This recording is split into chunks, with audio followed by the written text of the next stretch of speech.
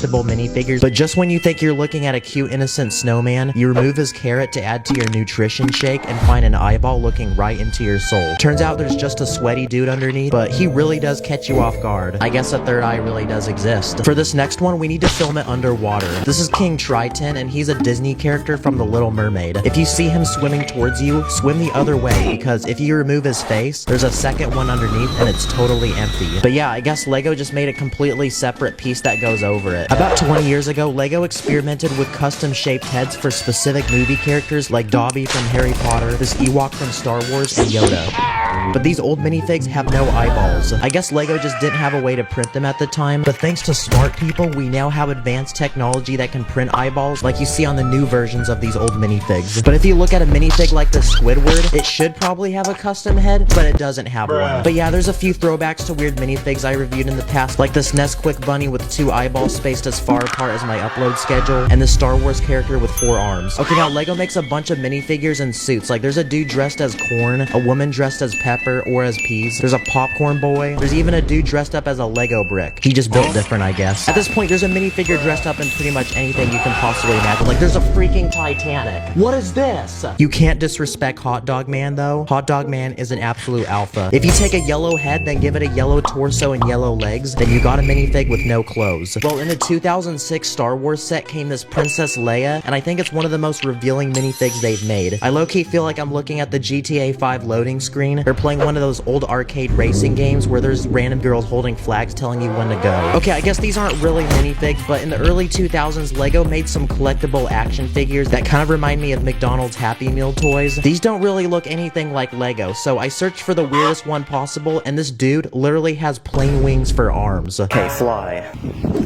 What's cool though is you can load them with foam bullets that actually shoot. The specific theme of these minifigs is called Galador, and I think Lego stopped making these a few years afterwards. I then called my boy Sacred to see if he owned any weird minifigures, and he had this shark looking minifig with a creepy mouth underneath, and this other fishy minifig with 2 giant fangs. Bro, that reminds me of the fish from like Finding Nemo. Okay, now what are some super inaccurate minifigs that look nothing like the original? Well, here's Aldar Beto. He's a Star Wars character, and if you compare him to the real one from the movies, this looks nothing like him. Lego used a droid body, a slope brick, and a straight up yellow minifig head to make him. But Lego made a more accurate version years later. I think this original one though looks nothing like him. I grew up watching a lot of animated Disney movies like Toy Story. Well, Lego actually made Toy Story sets about 10 years ago. Well, if you take a regular Buzz minifig, you can replace his head with one from this Buzz action figure set, and he actually looks really cursed now. I forgot to do this part, so I had to record it in a plain bathroom. Sorry for the audio. And here's an original Ron Weasley minifig from Harry Potter made in 2001. His bowl cut's on a whole new level, and I'm talking about a whole new level down, because that bowl cut ain't looking so fine, G. He eventually got updated though. I think the new Ron Weasley looks a lot more like him. Now, I went deep into the internet to see if I could find random pieces to invent my own weird Lego minifigs, and this is what I found.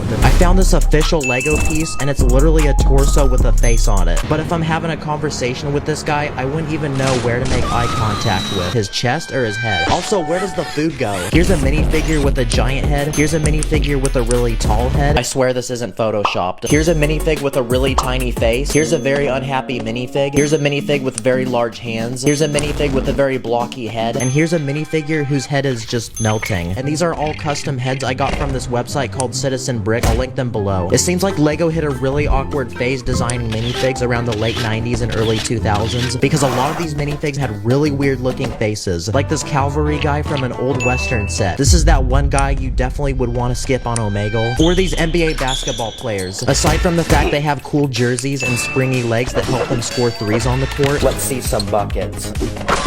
I've got to say, some of these boys are definitely not just taking protein shakes pre-game. I also found this Ooga Booga Islander minifig, and its face kind of looks like a clown you'd see in a horror movie. I also found this guy with a huge smile. I mean, just look at it. A smile that wide's got to make it somewhere in the Guinness Book of World Records. In 1996, Lego released a set of an imaginary flying car, and it came with these 2 minifigs, but just by the look of this guy alone, he seems like he's physically incapable of piloting a flying vehicle, and this guy looks like...